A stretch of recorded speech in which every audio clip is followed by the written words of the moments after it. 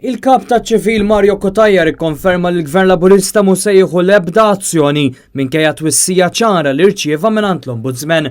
Dan jumejn wara li l-Ombudsman Anthony Mifsud wissal lill-Gvern ta' Joseph Muscat li l-ħatrit tal-Persons of Trust ħarbu minn idejn il-Gvern.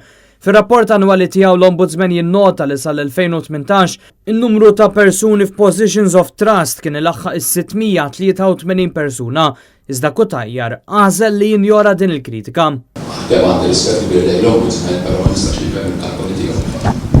L-Ombudsman esprima wkoll tħassib li l-ħatrit lanqas biss huma korretti skont il-Kostituzzjoni u saħansitra ddikjara li xi ħaġa bħal din jista' jkun li finalment tispiċċa quddiem qorti kostituzzjonali. Iżda Mario Kotajjar qal li ma jistax jifhem kif din tista' ssir.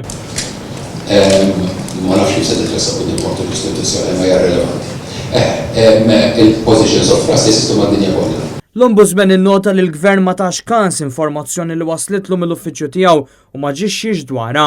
Imma din kienet ir-risposta ta' Kotajjar li mill-ġdid immina dak li qal l-Ombudsman. Dan apparti li fir-rapport hemm diversi twissijiet oħra fosthom li l-Gvern qed jirrifjuta li jagħti mediċina essenzjali b'xejn lil persuni li ħaqhom jirċevuha u li huma intitolati għaliha.